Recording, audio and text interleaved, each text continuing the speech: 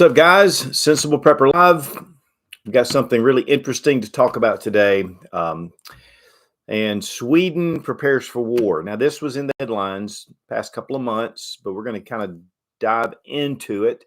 And the big thing that we're going to be learning some lessons. There are some things that Sweden is doing that's putting together that is really applies to being prepared here at home, being prepared wherever you are.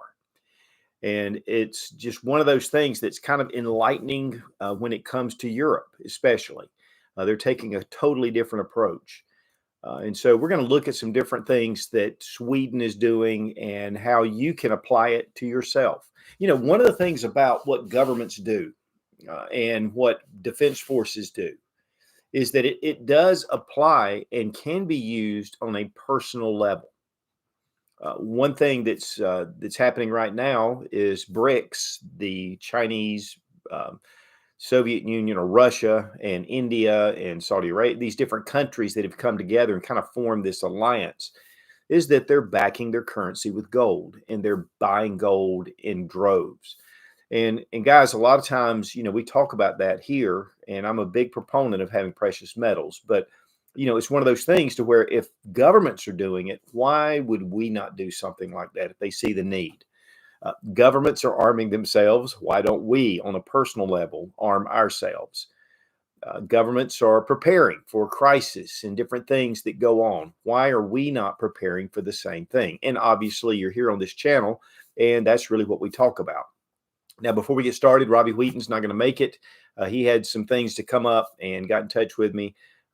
And we really appreciate when he is here, but we also have Sarah Mack. She is over on the computer monitoring and looking for questions. If you guys have any questions, we're going to take a couple of breaks and we'll get to all the questions that we can.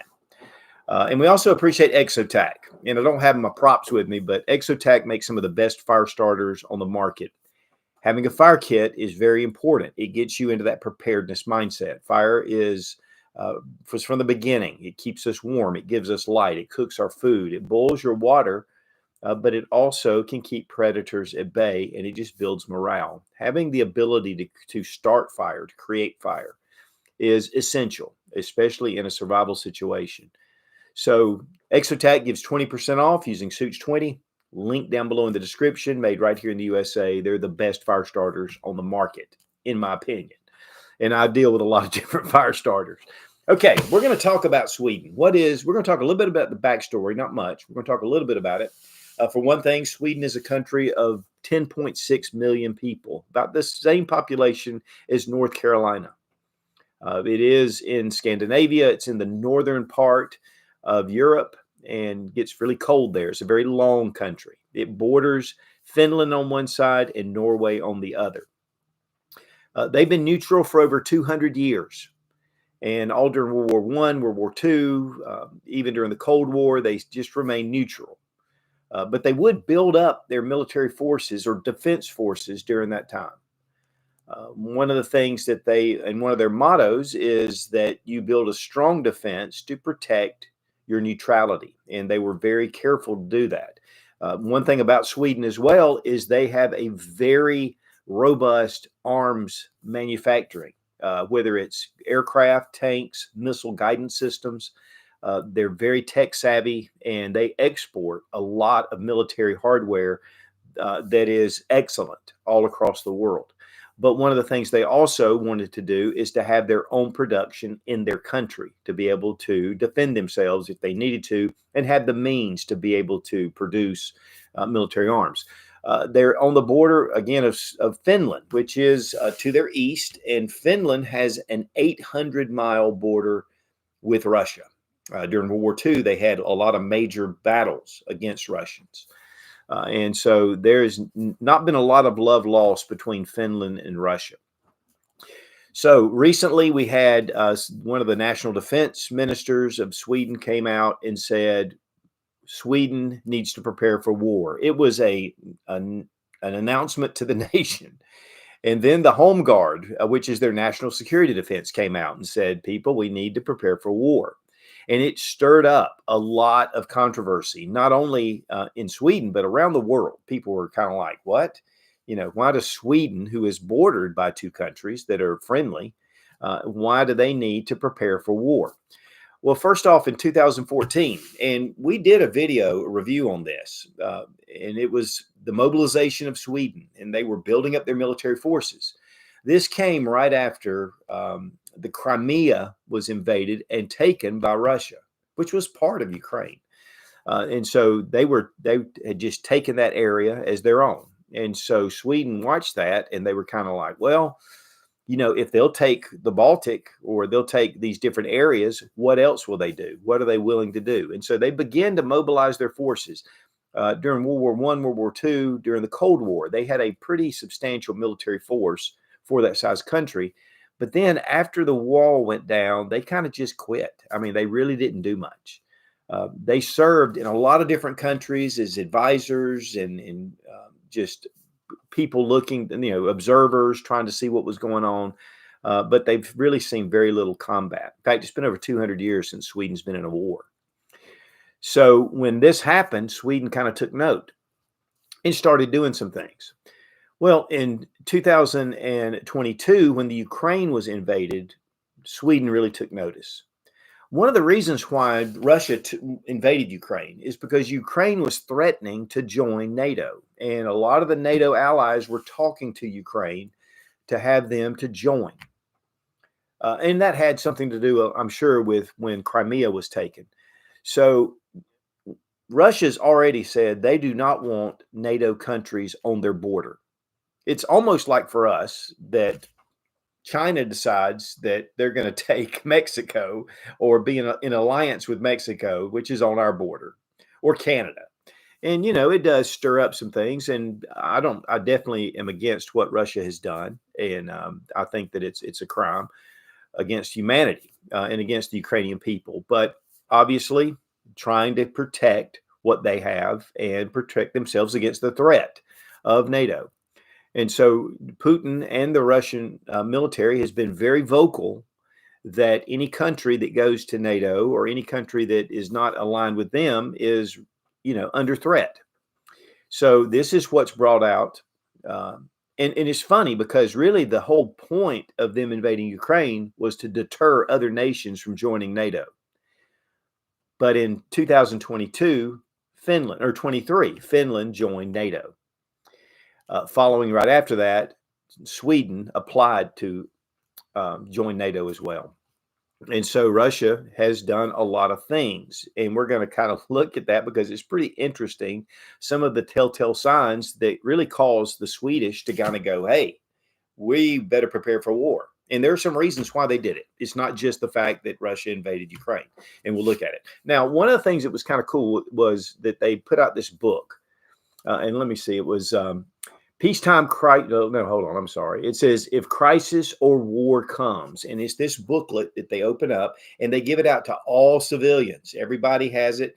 They're looking at, they're looking at different aspects. This is the cool thing, though, that I think that I really admire Sweden at this moment. One of the Dutch delegates that was talking, he said, our civilians, our people, when it comes to security and defense, we just look to the military. The military will handle it. They'll take care of it. And they take no responsibility for themselves. One of the things that I'm really big at, especially on my Sootch channel, is you need to have responsibility for your own self-defense, your own personal self-defense. You need to take that responsibility. And it needs to bleed into protecting your family, protecting your home, protecting your neighbors maybe. If you're a concealed carry holder, when you're out and someone is being attacked, is to protect them. That is very important in our society. On the Sensible Prepper channel, I look at it a little bit different. It's our responsibility to prepare for things that can go wrong, crisis that can happen, war if it be, but even natural and national crisis is to be prepared. Don't rely on someone else. Listen, guys, we're born, we live, and we get into this nanny state to where we start relying on the government and doing these things, and we leave our responsibility to take care of our own survival on the doorstep, and we don't prepare. And that's the big thing. It's very important to prepare. Nobody owes you anything. You are your own person and you are responsible for you. Yes, it's great to have law enforcement. We need law enforcement. We need our military to protect our borders. We need to have an organization to protect what we have built here in the U.S., but we should not completely rely on them. Now, obviously, we have foes that are very technical and very, have high technology, and we need them to be ready to go. But on our part, for our personal space, we need to take responsibility for ourselves. Now, here's one thing that's really been a big thing is a crisis kit. This isn't a bug out kit. This isn't a survival kit. This is what they call their crisis kit. And one of the things some of the things that they recommend is to get a radio that's that's battery powered or that's solar powered or some way that's not dependent on electricity. Also, to have a stock of food put back, to have water put back, to have sleeping bags in case the power goes out. Now, we're talking about Sweden, and it gets really cold up there. So getting a really good sleeping bag, having a camp stove, just items that you need to make it through a situation to where the power's out. And that's pretty much what a lot of that has to do with. And so having some things to set aside. And guys, I've preached this forever on the Sensible Prepper channel. You need to have food put back. And one thing about having supplies put aside ahead is that it allows you, if a crisis does happen, to be able to deal with, excuse me, deal with the crisis immediately. I'm having a crisis. Is to be able to deal with the crisis immediately, to be able to not make irrational or panic decisions, not to panic. And so having some things put aside is just really a great way to be able to protect yourself and to make wise choices. Now, how far you go with that is up to you. I mean, some people will go a month and they'll say, great. Some people go 3 months, some go a year, some go whatever. And honestly, there's only so much that you can prepare for. But preparing does give you an edge in a bad situation. So here we have Sweden. They're saying, hey, people, you need to get prepared. One of the things that they've said that I really like this statement is that if war comes or if a crisis comes, you are required to resist. Resistance is required. Same thing with us, guys. You think about this. If we have an invasion, how many people are going to run to the fight versus how many people are going to run away from the fight? Now, you may say, I don't have the ability. I understand that. But in your own situation, just like what happened in Israel, they were limited to what they had right at that time. And unfortunately, they were mostly unarmed. And so it really left them very vulnerable. So first off, guys, make sure that you have the means to protect yourself. One of the things that we're big at is not too offensive, but defensive. Have defensive measures set aside in your home. What are you going to do if something happens? What are you going to do if there's civil unrest? And guys, a lot of times we talk about these things and some people will go, oh, that's doom and gloom. And you want to point, the thing is, we don't ever know what's going to happen next. With all the COVID, when it hit and everything kind of went nuts, when our cities turned into massive civil unrest and mostly peaceful protest and neighborhoods were being burned to the ground, people were being killed. You never know when something can spark. It may not be something that I can foresee because I didn't foresee any of that. And yet when it happens, are you prepared to deal with it? And that is one thing that we're looking at here. The thing is, Russia, over the past year, they've arrested a number of spies that were Russian. They've arrested a number of people that were just gathering information about the area. And a really high level of a number of people. Cyber attacks, there have been multitude and increased cyber attacks. One thing you don't realize a lot of times here is we have all of our governments are being cyber attacked constantly. Local county governments, they're being attacked. And sometimes that attack gets through. One thing that happened to Sweden was they had one attack where it completely disrupted their navigation systems for their aircraft.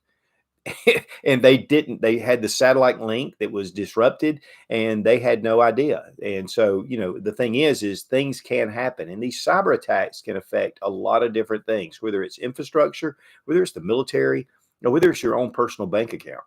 So cyber attacks are something that, are definitely vital. Okay, the Russian military increased their maneuvers, especially with disrupting navigation and disrupting communication. Navigation and communication, that is vital for national defense. And so, and then the Russians just began to threaten with military force a lot of these countries that were threatening to go to NATO. Again, the funny thing is Russia, the whole reason why Russia invaded Ukraine was to make a point, and yet that point had the opposite effect. So a number of countries went to NATO, and a lot of others are actually looking to join. When NATO at one point had kind of backed up and said, we're not really receiving any new members because there's not really anything going on and we need to kind of back off. But now they've increased and they've started recruiting again, which leads to, the thought that war in Europe is a possibility, which war in Europe turns into war at home, typically. We have a lot invested in Europe. So what happens in Europe, we need to be watching it. And really, Europe, very high tech, very capable militaries, and so, which is great. But, the Russians and whoever wants to ally with them, we don't know. And that's just one of those things. We're going to go to one thing, and then we're going to go to some questions, because I like to give Sarah Mack a little bit of a notice. But when all of these things started coming out, though, and these men started speaking out and saying, prepare for war, we need to be prepared, and started encouraging their citizens, and then this booklet that came out, and then the crisis kit that people needed to put together, they were criticized for saying that. And one of the things that one of the government officials said is government should speak clearly. To do otherwise is irresponsible. One of the things that happens, especially even in our country, is there's a lot of disinformation, a lot. And so what happens is sometimes you can't see through clearly enough to know really what's going on. We live in the information age that's gone on steroids. We get bombarded with a lot of information. So it's really good to get clear and concise information. Unfortunately for us, unfortunately for our federal government, they have put out so much junk that, you don't know what to believe even from them.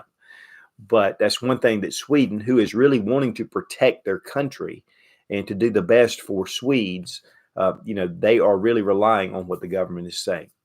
All right, let's go to a few questions, and we're going to continue and get into some ways we can apply who we are and what we do to being prepared.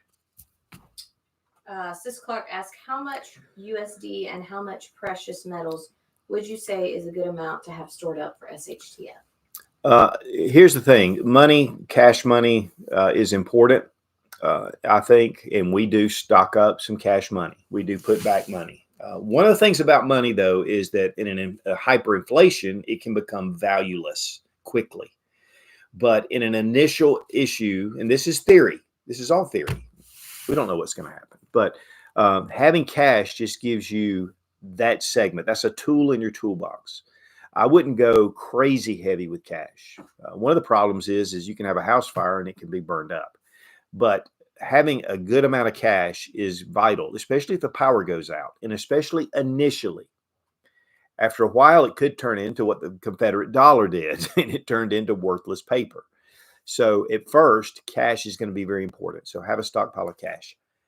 Precious metals and silver, gold.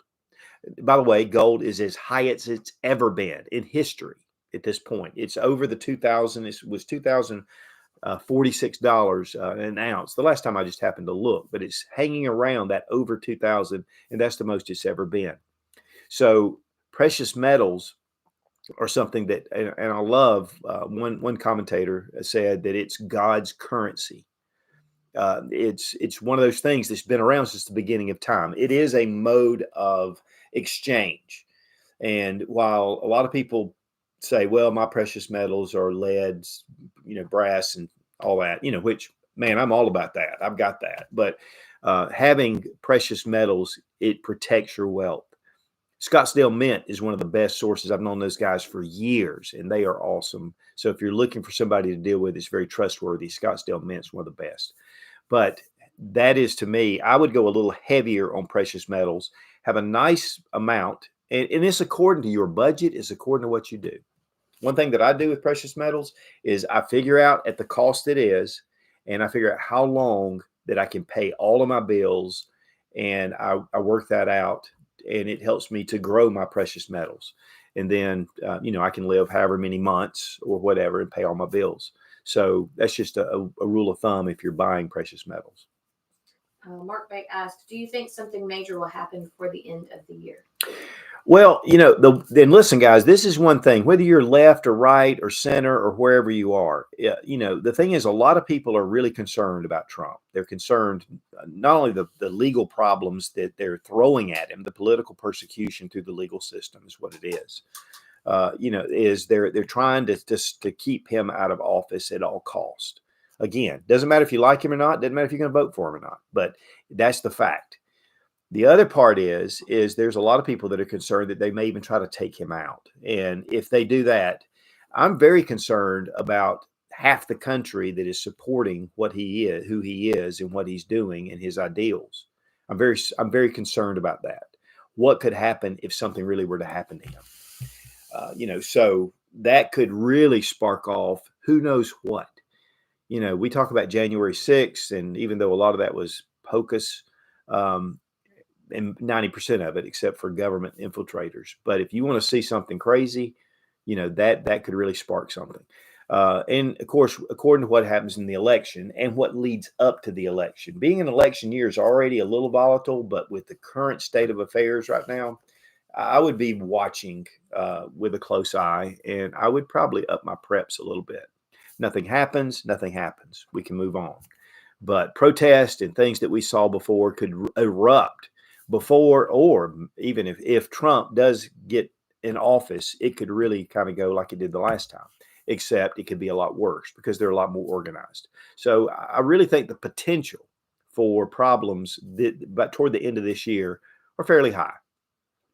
And I think we need to prepare for that.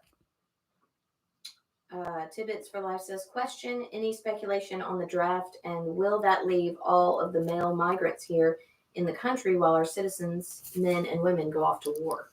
God, that's a scary thought. That is a scary thought.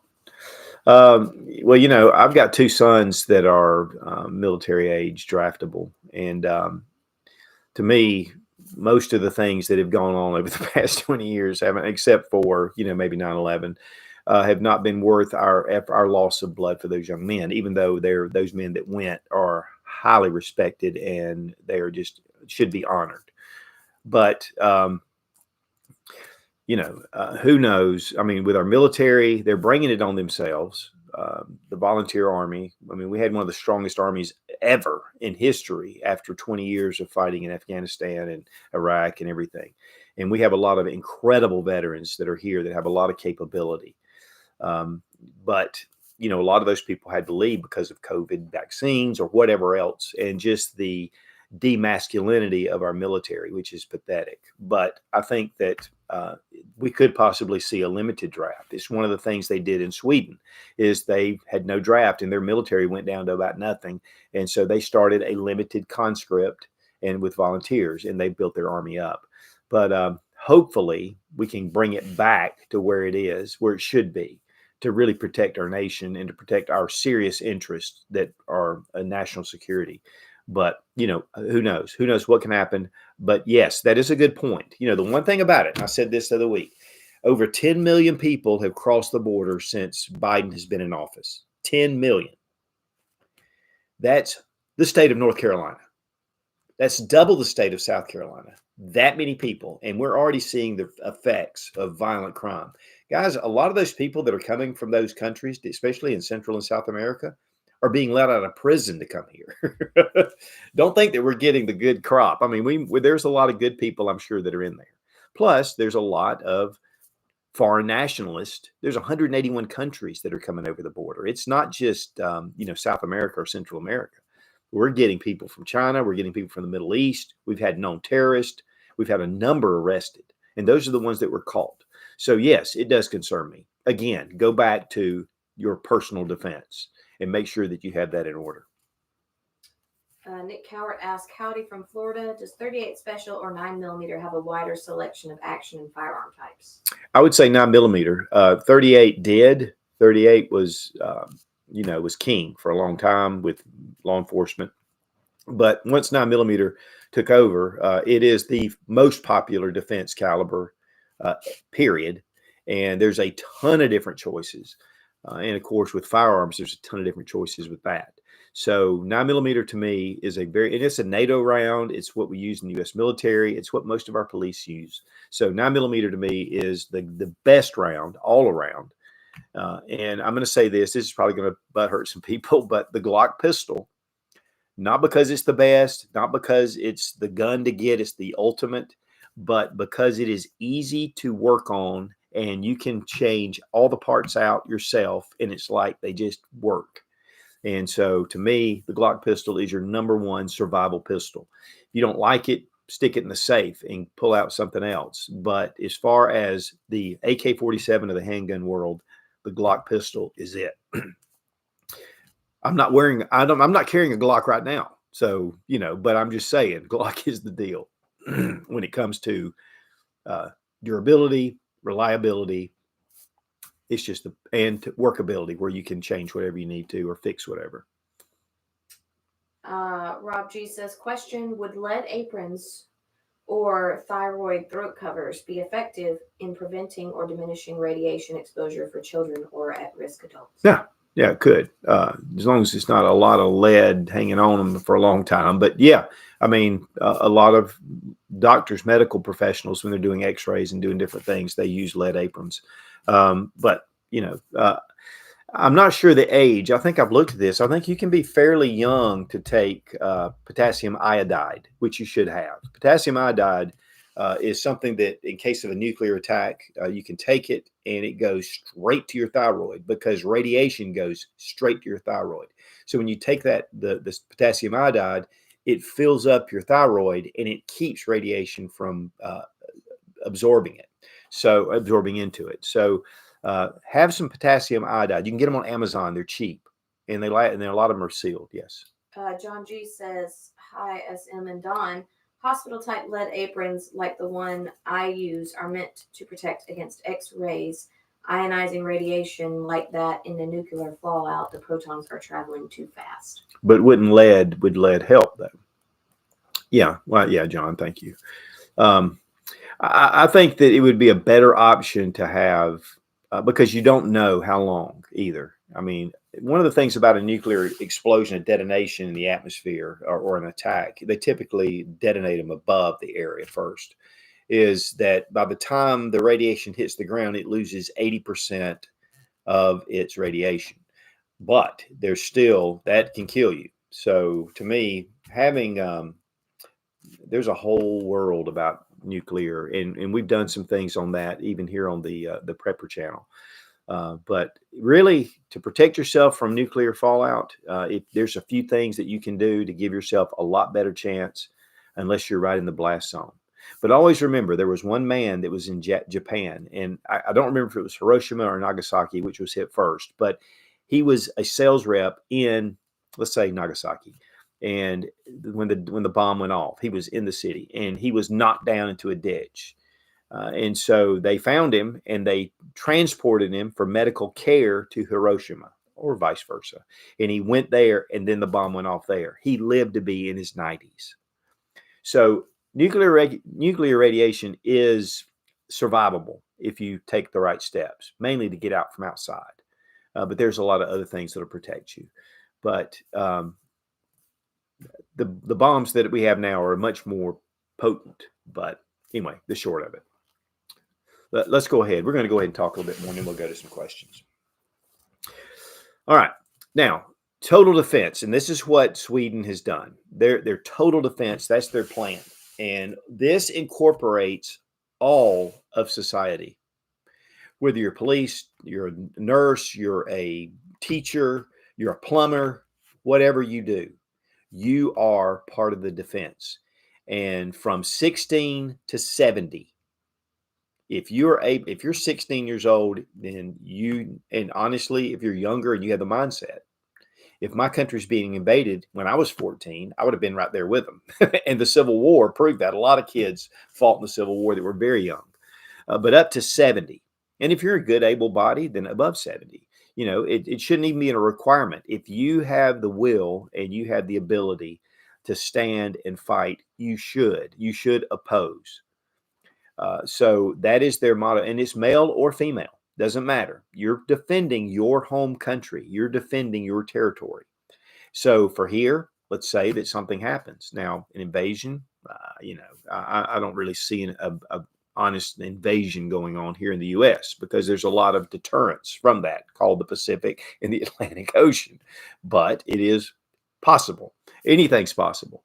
And two, it could be something different. I mean, if we had a civil war, what if we had a civil war? What are you going to do there? And that would really get kind of murky. But they have set up to where everyone in society should be prepared to do their part. Doesn't mean that you have to pick up a rifle, but it does mean that you need to be helping in some way.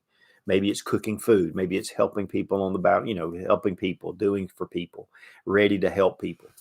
And as a prepper, you think about it, you have a 14, 15-year-old, or you have a 75-year-old that's in good health.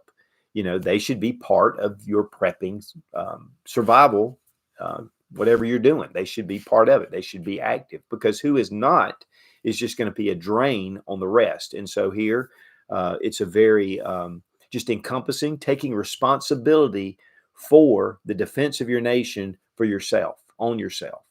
Let's face it, guys, we are just one of many that are Americans. I'm an American. I'm my own. I am free, to a point, but I am free, and I need to protect my freedom in whatever means is possible. And it doesn't matter about my position, my age, anything else. Same thing with you. You may be someone that, you have money and you're, whatever, and you're well off, and you go, well, I'm fine. I've got money. But if you don't have the basics for survival, you're going to take them from someone else unless you have that put back. If you're really poor, and you don't have a lot of means, there are ways in this country, you can do something to put some supplies back, even if it's just buying a couple of cans of rice or a bag of rice and some beans and putting it back every time you go to the grocery store. Unfortunately, inflation has gone up 40%. Our food prices have gone up 40% over the past year, which is ridiculous. Let's see, what have I got? Because I want to make sure I get everything. So, civil contingencies, different groups that work in the civilian realm. If things go wrong, they will move to help. They will move whatever their business is, whatever they have, their resources. They join with the military when it comes to high tech. Obviously, that's one of the things that Sweden is doing. They're joining their techs together to be able to work together and to be able to form really strong and just state-of-the-art type military defense. And so that's one thing that they're doing is a team. It's one of the things I really like about Sweden is it's not like we're the police, we're the military, step back. You have nothing to see here, and they're clearing you out. Now, that's definitely something that needs to be done on a lot of levels. But when it comes to a national defense crisis, they're saying, look, this is all of our responsibility. Let's join together, and it'll make us stronger. We have 10.6 million people. We don't have, when we're going against nations that are much larger, we need to utilize everything we have. The one thing that happened in Ukraine when they were invaded was that all of a sudden the Ukrainian military which they had strict gun control. So nobody could really have a gun. Well, then they started passing out AK-47s to everybody that would take one. And same thing with Israel. Israel had a very strict gun control policy. After what happened in Israel, then they started loosening up. They started offering concealed carry permits to whoever would come and take them, and started doing. And guys, it's a little too little, too late. And that's the problem that I want you to understand. If you're one that's kind of on the outside looking in, is you need to do what you need to do now. You need to think about water. You need to think about your food. You need to think about medical. You also need to think about your environment, and can you stay warm if the power goes out? Can you stay cool? but also self-defense and making sure that you have the means to defend yourself. One thing, I was talking to someone this morning, and it was from somewhere else, and they were talking about, you know, how we here in America are very defense minded. And you know, one of the things that I iterated was that every man, and women, you can be the same way, but the nature of man should be a warrior at heart. He should be capable of extreme violence, capable, but have the self-control to step back and to be a good person, to love others, to help, be helpful, and to do for others. But if needed, he can step out and take care of situations. Same thing with women, if you have that mindset. And honestly, as we've seen, women that are jogging, women that are students, women that are doing whatever are being attacked and raped and killed and kidnapped and sex trafficked and everything else. So, ladies, please take self-defense as your responsibility as well.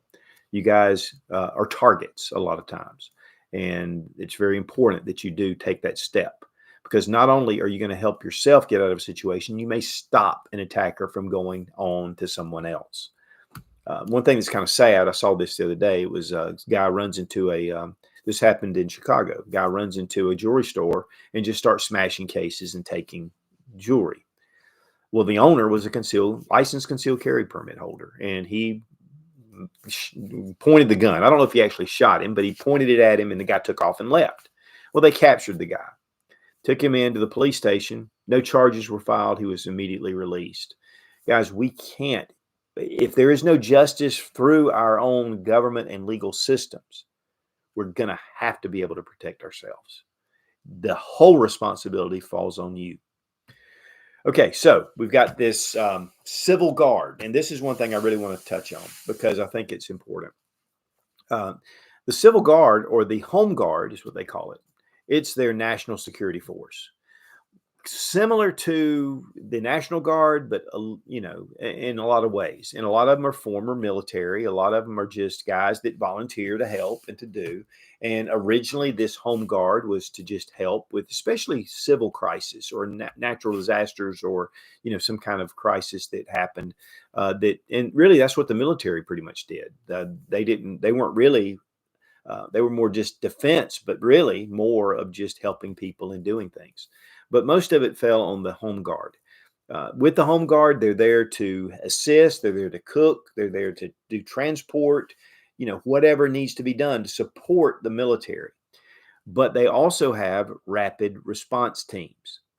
And these teams are ready to go at a moment's notice. The military can't be everywhere. Even here in our country, in our state, let's say we live in Greenville, South Carolina, there is a National Guard unit, and it's a decent sized National Guard unit. There are other towns that have National Guard units, but how long does it take them to get to the National Guard headquarters, get their gear, get ready, come out, set up? You know, it takes a while. It takes a while for them to mobilize. That means that it's on you. So with the home guard, the whole idea is these people, it's where they live. They live in a town. They're part of the home guard. Number one, they're there. They're ready to go. And if something were to happen, they can observe it. If something's out of the ordinary, they know it. So it's very important to know your area, know what's around you, the little streets that go on. It's nice to be able to drive down and just see what's down there. It may surprise you. But being very aware of what's going on. One of the reasons why that the colonists and the Americans during the Revolutionary War were so good at fighting the British was it was their home territory. They knew what was around them. They knew the shortcuts. They knew the area.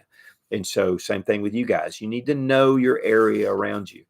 And so with the home guard, again, they live in the area. They work there. They see things. They detect stuff. And they know ahead of time that there's something going on. They're the first to respond. Now, what is their mission? And especially with the rapid response team. And this is something to think about. They're going to deny an opposing force by either monitoring it, getting it in, letting their location be known, or standing against them. They're going to deter because they may have the means to be able to stand against them again, to delay them, to keep them from moving forward. And then, of course, they can harass the opposing force. So, you have these multiple facets of these people that live in this area, and they can be used to just tie up people. And it's the same thing that happened again during the American Revolution. Was they were there to brace up to the British Army, then they'd take off, and then they'd go over here, and then they would harass them. They would keep them from going to certain areas. And so, it was a way that the British weren't used to it. And one thing about it that's very difficult to take any area that where the people live is if the people have the will to fight, if they have the will to resist, it makes it really difficult for any army to come in. And we saw that with Iraq, and definitely more so in Afghanistan, where a lot of people resisted. They knew the area, they knew the territory, and while standing toe to toe, they had no hope to stand against them. But when it came back to being able to do things to delay, to cause problems, to harass, to take out people, to hurt the morale, and to protract this invasion to where, and I say invasion or this, what we did in Afghanistan, there were a lot of people there that were helped. Unfortunately, the way it was brought out, it really was a mess. And it is what it is. But we need to be able to be resistant. Guys, you are a resistant fighter when it comes to your freedoms. Now, I'm not calling you to call them arms, but I'm saying you need to be ready for your defense and the defense of your community and to help and protect others. Okay, let's go to some more questions. Citizen Smith asks, question for Sensible Prepper. I live in the outer suburb area bordering on the desert of a large southwest city in an emergency. How far do you think traffic jams could extend beyond the city boundaries? Yeah. We were coming home from NRA a few years ago through Kentucky, through this one area that was completely desolate. There was nothing there. There was a lake and a river, a bridge up ahead, but we had no idea. And we were stuck in traffic for over an hour in just nowhere. And people immediately started getting, losing their patience. People running their truck, going around in the emergency lane, people doing stuff. It didn't take long for people to start getting kind of crazy. And what was really maddening was when we finally got to where the reason was that there was these two guys on the side of the road doing something with their car. Their car broke and they had stuff out. And they were off the road, and people just were rubbernecking, and it just caused this massive jam. People that get panicked, there is a real crisis. Let's say there's a nuclear weapon that had been not in the city you live in, but even somewhere else, and people are on the road getting away from it. It could be crazy. And then cars can break down, gas can run out, accidents happen. Next thing you know, it's just jammed up.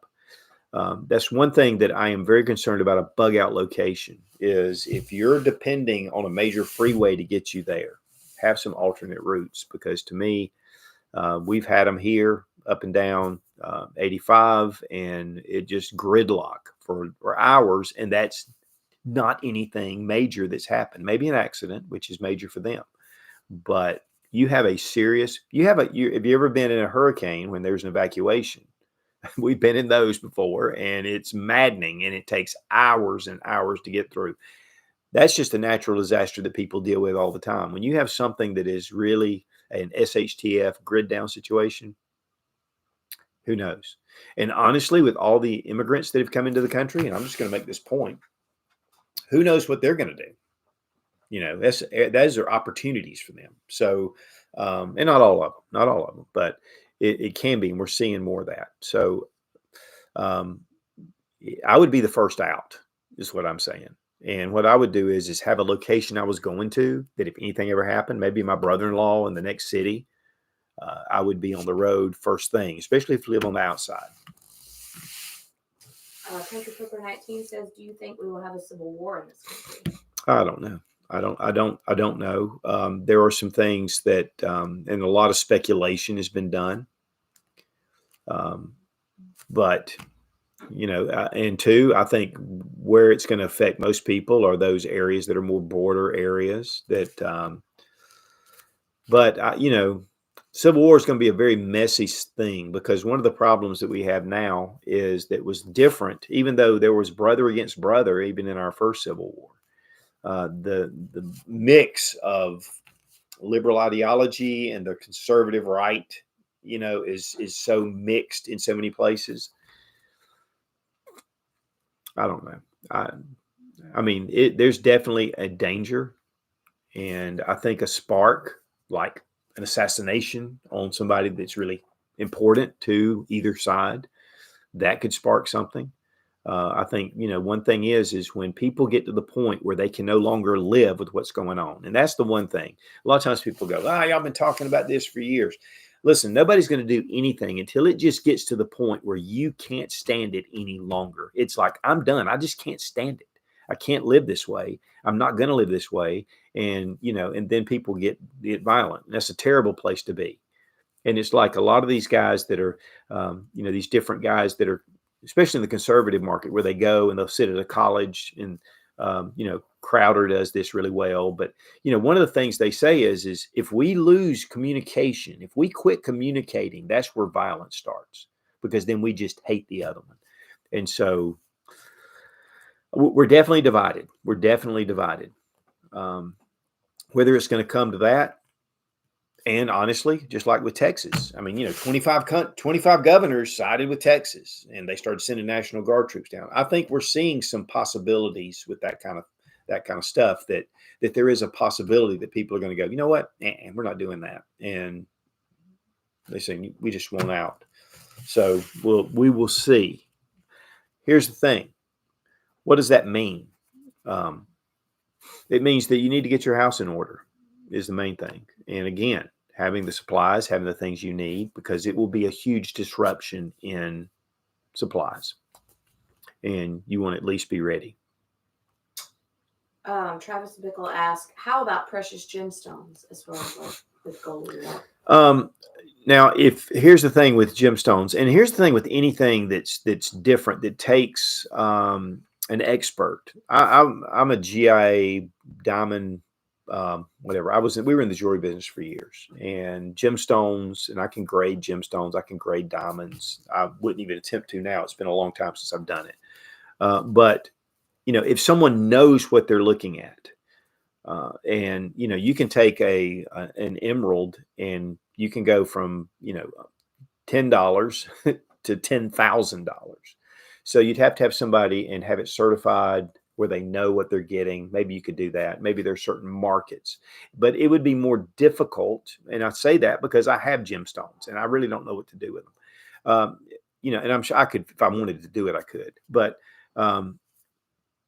finding a way would be a little more difficult than some of the more conventional ways.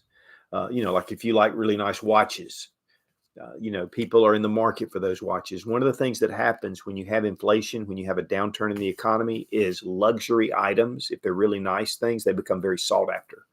And honestly, I would have thought the opposite, but they do. They become very sought after because they're putting their money into a valuable asset. And gemstones should be the same way. It's just finding the right outlet. That's going to be your biggest obstacle, but it still has value.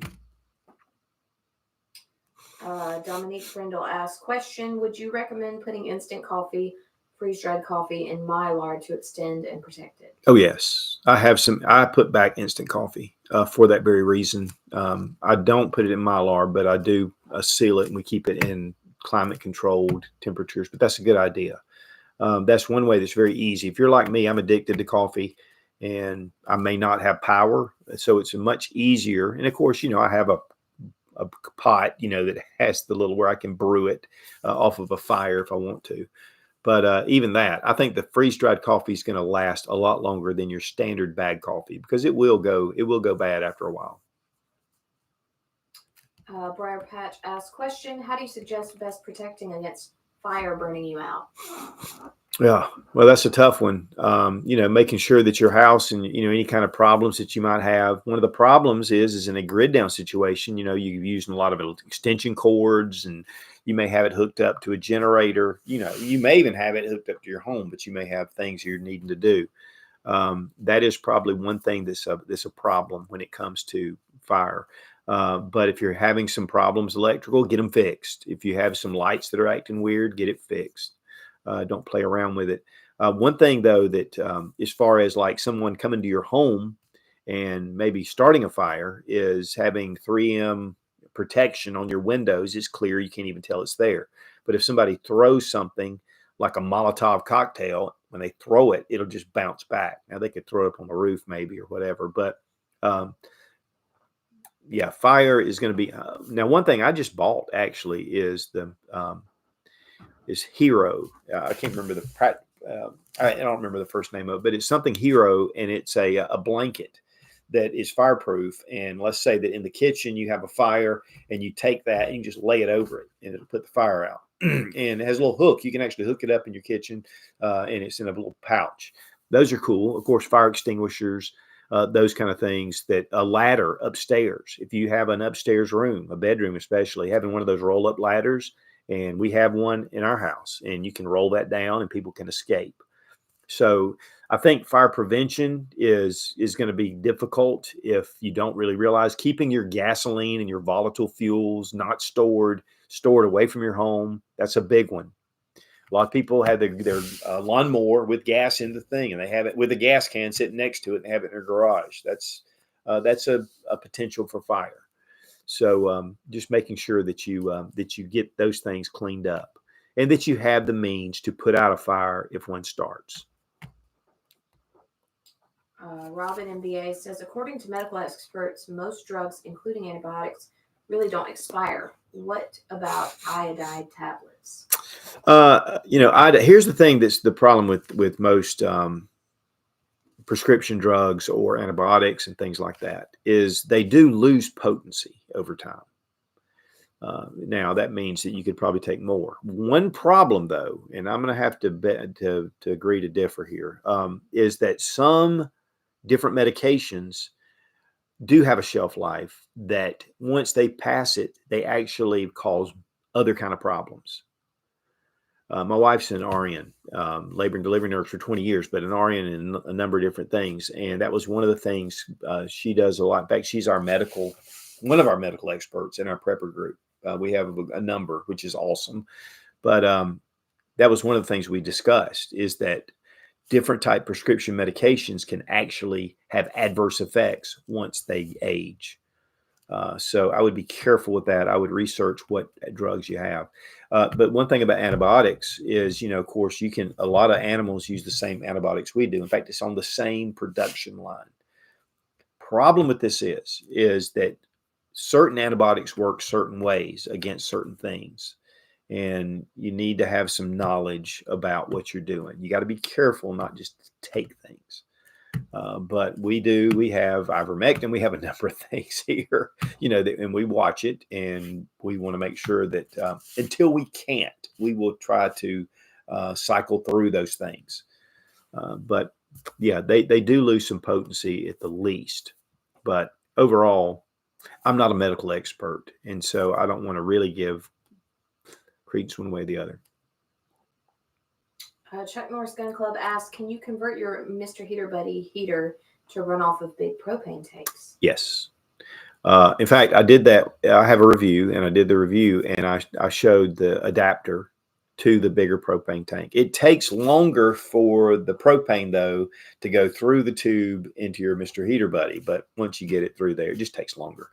One thing you can also do is get an adapter for your large tank to fill up the 1 pound tanks. And that's a pretty cool thing. One thing is you have to turn that thing over. It has to go down. And so you can put an adapter on it. You can fill up your 1 pounders.